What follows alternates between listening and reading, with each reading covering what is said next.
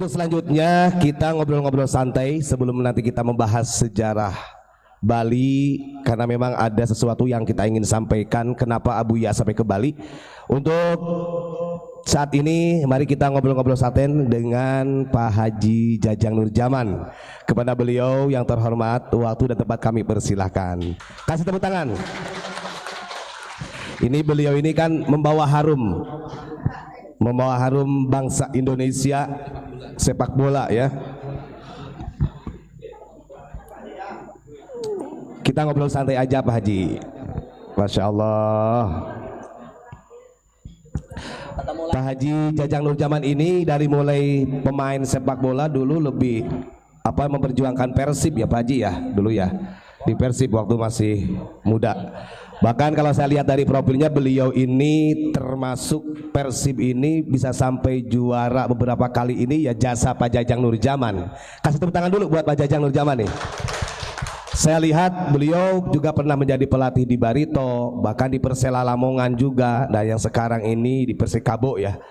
Mudah-mudahan beliau diberikan umur yang panjang, dan ini adalah bukti di mana anak bangsa gitu atau orang Nusantara ini memang hebat-hebat. Dan ini memang bukan Ba'alawi, bukan ya, asli orang Sunda ya. Baik, untuk selanjutnya kita dengarkan dulu penyampaian dari Pak Haji Jajang Nurjaman. Waktu dan tempat kami persilahkan. Terima kasih. Bismillahirrahmanirrahim. Assalamualaikum warahmatullahi wabarakatuh. Pertama-tama marilah kita panjatkan puji syukur kehadirat Allah Subhanahu wa taala bahwa pada malam hari ini kita semua bisa berkumpul di Hotel Taman Suci ini dalam keadaan sehat walafiat.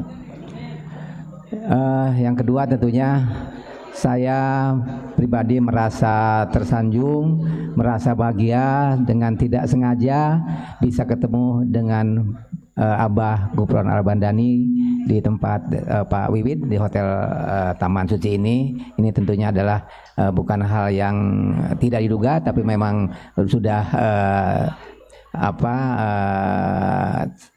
kehendak Allah Subhanahu wa taala. Pertemuan tidak ada yang kebetulan, semuanya sudah diatur oleh Allah Subhanahu wa taala. Barangkali pada kesempatan ini mungkin saya lebih banyak bercerita bercerita sepanjang tadi sudah disebut oleh pemandu acara bahwa saya adalah asli Jawa Barat, khususnya Bandung, dan lebih spesifik lagi sebelumnya asalnya Majalengka, dan lebih banyak berkiprah di dunia olahraga khususnya di sepak bola. Sejak kecil saya menjadi remaja lah, dari remaja sudah menjadi pemain Persib. Di situ banyak catatan yang saya raih selama bermain untuk Persib, karena dalam karir saya hanya bermain di 2 tempat, di Persib dan ada 1 klub Galatama di Medan, dan kemudian kembali ke Persib, dan saya lebih banyak menuai prestasi selama di Persib seperti itu barangkali. Saya juga merasa bersyukur, alhamdulillah ada karir saya sebagai orang Sunda, Pituit Sunda, bisa membesarkan nama Persib. Dan di mana Persib ini tentunya menjadi sebuah kebanggaan bukan hanya orang Bandung saja, tapi orang Jawa Barat. Di sini barangkali bedanya dengan tim-tim lain. Kalau Persebaya oke lah, Persebaya tim yang terkenal, tapi hanya orang Surabaya. Beda dengan Persib. Kalau tidak orang Jawa Timur ya. Kalau Persib kan orang Jawa Barat semuanya kagum dengan Persib. Kalau Surabaya, Persebaya hanya orang Surabaya, karena ada Arema Malang, ada Persela, ada Kediri. Tapi kalau di Jawa Barat, walaupun ada Persikabo, ada PSB atau ada Persikab sekalipun, tetap orang aing mah Persib, ya bobotong Persib gitu. Kemudian seperti halnya saya juga sama, padahal saya itu kan sudah setelah Persib 5 tahun, alhamdulillah selama di Persib bisa meraih beberapa prestasi, juara Liga Indonesia, juara Piala Presiden, dan semuanya. Sebelum menjadi pelatih, selama jadi pemain juga pernah juara Perserikatan, juara 2 kali malah juara di Brunei. Cukup banyak yang saya raih selama di Persib. Dan satu kebanggaan bagi saya adalah ketika berkunjung kemanapun orang pasti menyapanya. Itulah kelebihan orang Persib. Ya, jadi berbeda dengan saya, udah merasakan. Saya udah pernah jadi pelatih di PSMS Medan, Persebaya Surabaya, yang terakhir ya setelah di Persib, kemudian ke Barito, ke Persikabo, ke Persela dan sekarang Persikabo. Kalau ketemu orang tetap aja, apa Janur pelatih Persib katanya gitu. Nggak pernah disebut pelatih Persela atau pelatih Persebaya, nggak. Semua orang itu pelatih Persib. Jadi itu menandakan bahwa memang Persib ini luar biasa. Pengakuan orang Jawa Barat terhadap Persib itu luar biasa. Yang saya heran juga kadang-kadang nenek-nenek di gunung Pak, begitu melihat saya Pak Jajang gitu kan, kapan nontonnya gitu kan, kok bisa tahu gitu. Itulah luar biasanya orang-orang Jawa Barat. Gitu Abah barangkali. Itu barangkali mudah-mudahan pertemuan dengan Abah di sini menjadikan barokah tersendiri buat saya pribadi dan umumnya buat Persikabo yang saat ini lagi terburuk Bah. Ya, Persikabo lagi elehan sehingga saya jadi saya juga ini baru 3 hari Bah, sebetulnya saya datang kembali diundang untuk menukangi Persikabo lagi ini baru 5 hari. 2 hari sebelum lawan Persib. Sebelumnya kan di Persela dulu ya? Sebelum Persela. Di Persela berapa tahun itu Pak Haji? Cuma 1 tahun sih. 1 tahun. Iya. Nah ini juga Abah kenal dengan Agus Yuwono, itu juga teman saya pelatih. Iya Pak Agus Yuwono ya. Santri ya. Santrinya Abah itu. Iya. Baik Pak Haji, ini ada yang ingin saya tanyakan ya, karena ini berkaitan dengan pelatih ya. Tentunya kalau pelatih ini sangat bertanggung jawab besar ya untuk tim ya. Nah, keterampilan dan pengetahuan apa yang menurut Pak Haji ya yang paling penting bagi seorang yang ingin bekerja sebagai pelatih sepak bola? Nah, itu keterampilan apa dan pengetahuan apa yang paling penting bagi para pelatih karena bertanggung jawab penuh gitu. Gimana Pak Haji? Ya, yang jadi pelatih itu pelatih di dunia olahraga, pelatih apapun, khususnya kita bahas pelatih sepak bola, ada 2, ada juga yang mantan pemain sepak bola, ada juga yang tidak menjadi pemain sepak bola sebelumnya tapi menjadi pelatih ada. Tapi kebanyakan mantan pemain sepak bola. Tentunya hal-hal yang harus dimiliki oleh seorang pelatih tentunya menguasai ilmu sepak bola ya, mengerti tentang permainan sepak bola. Kemudian tentunya hal-hal yang lain seperti bagaimana kita bisa memanage pemain, terutama yang paling penting itu. Kemudian juga barangkali update ilmu, karena dunia apapun termasuk sepak bola sama saja, semakin kesini semakin progres keilmuannya. Jadi kita harus ikutin semua. Itu barangkali yang harus dimiliki oleh seorang pelatih. Masya Allah, kasih tepuk tangan dulu buat. Terus karena keberadaan Pak Haji Jajang Nurjaman ini kan sekarang menjadi pelatih Persikabo ya. Alasannya apa? Alasan Pak Haji Jajang ini kok bekerja untuk tim Persikabo gitu kan? Padahal sebelumnya menjadi pelatih Persela bahkan Barito gitu kan. Alasannya apa sehingga menjadi pelatih Persikabo ini? Ya, jujur ini yang kedua kalinya. Kedua kalinya karena waktu itu saya pernah berhenti sebagai pelatih, kemudian ke Persela dulu dan sekarang di ulam deui ku manajemen Persikabo untuk kembali menukangi Persikabo. Tentunya saya ingin berbuat sesama warga Jawa Barat, yaitu pasti ada ketertarikan tersendiri untuk bekerja sama-sama mengangkat nama baik orang Jawa Barat, karena bagaimanapun Persikabo adalah klubnya orang Jawa Barat, klubnya orang Bogor. Tentunya ketika saya tidak bisa berbuat untuk Persib karena sekarang diisi oleh asing terus. Ya dia benar sama asing terus. Jadi termasuk pemelatih juga ganti asing terus sehingga agak tertutup kemungkinannya untuk kembali ke Persib. Jadi ketika ada klubnya orang Jawa Barat membutuhkan, ya kita sama-sama bekerja untuk orang Jawa Barat. Nah, luar biasa. Nah, ini harus semangat ya. Untuk Persikabo harus semangat. Karena kalau yang saya lihat Persib ketika dipegang oleh Pak Haji Jajang ini, walaupun bukan orang asing ya, asli Putra Nusantara, saya lihat cara bermainnya Persib kayaknya lebih bagus ya, kayak lebih bagus bahkan sampai menjuari juga ketika dipegang oleh beliau. Berbeda ketika dipegang oleh asing gitu. Ini apa sih perbedaan yang paling paling fundamental lah? Kok bisa sistem para pemainnya juga agak berbeda? Itu apa sih yang menjadikan perubahan secara signifikan begitu, itu apa Pak Haji? Sementara kan sama-sama pelatih gitu kan, artinya paham di dunia sepak bola strateginya seperti apa gitu. Gimana Pak Haji? Punten kalau dalam jawaban saya mungkin sedikit jumawa ya, tapi saya bukan akan menyombongkan diri, tapi nggak apa-apa lah, Pak Haji sombong untuk negara kok daripada orang asing. Jadi sebelum saya masuk menjadi pelatih Persib juga udah beberapa ada pelatih asing yang menukangi Persib, dan dari tahun 95 ketika waktu itu yang membawa juara itu Pak Indra Thohir, itu orang lokal, udah berganti pelatih tuh sampai ke kemarin 2014 itu, artinya udah 19 tahun tidak pernah juara. Jadi pelatih asing asing, pelatih apapun belum pernah yang membawa Persib juara. Ketika saya datang, alhamdulillah 2014 juara. Kemudian 2015-nya Piala Presiden juara. Juga. Kemudian setelah itu ke sini 2017 saya resign dari Persib, diganti asing, belum juara sampai sekarang.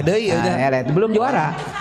Walaupun ya, hampir juara tapi nggak juara gitu. Kemudian tadi tanya kiatnya, barangkali ya tentunya kita sebagai orang pribumi, kalau soal ilmu mungkin kalah lah sama orang bule-bule itu, tapi saya lebih menekankan kepada kekeluargaan.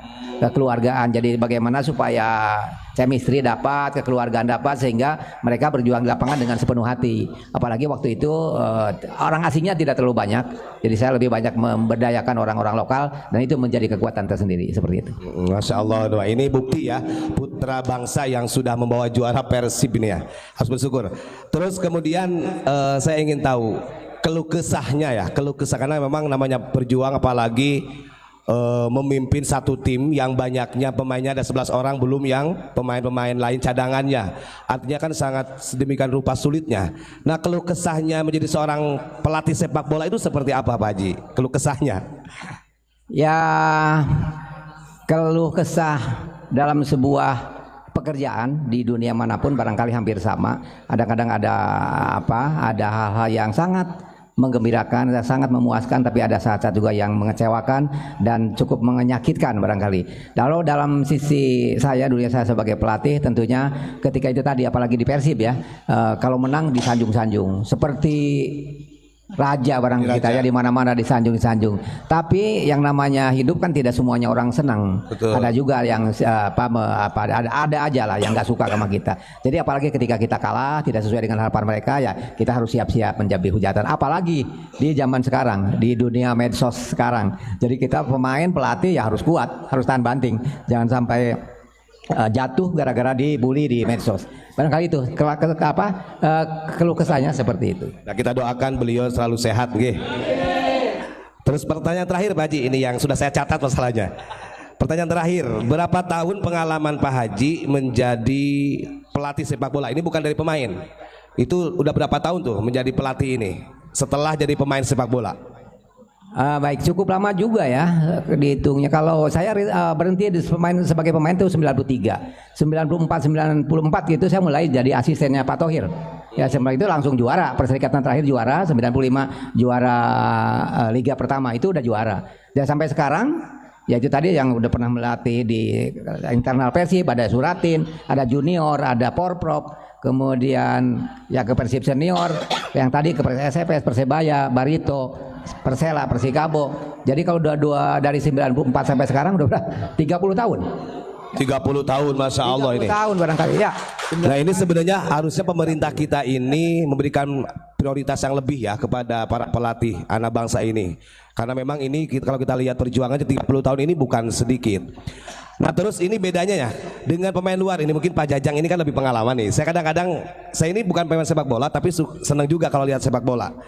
Cara bermain orang kita ya dengan orang luar itu, bahkan kalau kita lihat dari yang umur 17, pokoknya belum yang dewasa lah, itu kayaknya kan lebih bagus mainnya. Tapi setelah masuk ke umur-umur yang 20 ke atas, kadang-kadang kok jadi ada perubahan. Itu apa sih yang menyebabkan?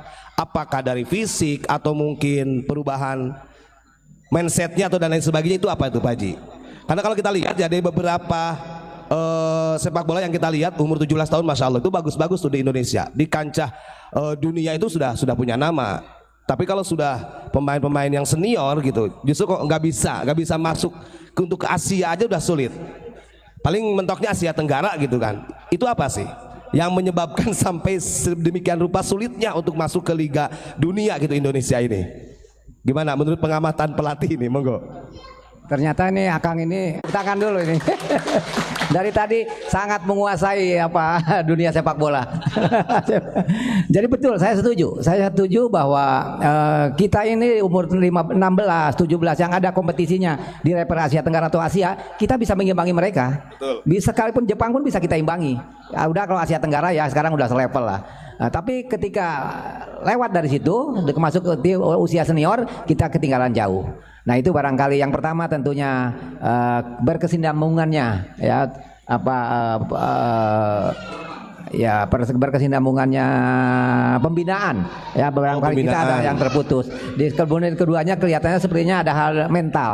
Ya mental pemain kita gitu. Jadi semakin itu kadang-kadang tidak konsisten gitu. Atau kadang-kadang udah power sih apa ya kepercayaan yang berlebihan atau unggah adat lah gitu. Unggah adat ya, jadi ngerasa berubah gitu, jadi tidak seperti ya semakin kesana semakin mau belajar lagi tapi malah jadi menurun karena hal-hal yang seperti itu gitu. Perubahan sikap hidup barangkali, ya, perubahan sikap hidup. Yang kita lihat seperti itu ya, ada beberapa pemain yang sudah sepertinya bakal naik nih, bakal bagus, tahu-tahu di umur segitu jadi malah menurun. Seperti itu. Itu barangkali kalau di pemain-pemain luar sana, terutama ya, jangankan nyebut Eropa lah, di Asia Timur aja Jepang, Korea itu kan luar biasa. Begitu naik ke senior itu mereka malah terus konsisten dan bisa mengimbangi pemain-pemain selevel dunia sehingga Korea Jepang kan sudah masuk Piala Dunia sudah tidak asing lagi. Itu barangkali perbedaannya di situ. Pemain kita cepat puas barangkali ya. Betul. Cepat puas seperti itu. Itu yang barangkali secara mental.